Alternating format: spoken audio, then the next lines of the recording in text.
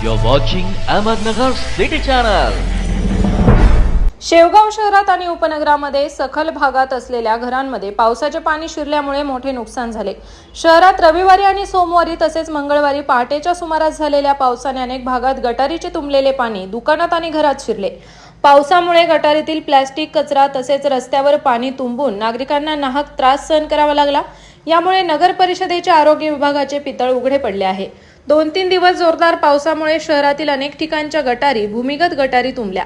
त्यामुळे रस्त्यावर अस्वच्छ पाणी पसरले होते तसेच दुर्गंधी पसरली होती। गटारींची नियमित स्वच्छता होत नसल्यामुळे गटारीतील प्लास्टिक कचरा रस्त्यावरून वाहत होता। तर या संदर्भात शेवगाव शहरात निलेश लंके प्रतिष्ठानच्या वतीने उपविभागीय अधिकारी यांना निवेदन देण्यात आले। यावेळी राहुल वरे, छबू मंडलिक, घोरपडे मामा, गौरव घाडगे आदी मान्यवर उपस्थित होते। प्रतिनिधी Ayash Shaikh, ATV news Shevgaon. Congratulations वहिनी, बाळ झाल्याबद्दल। पण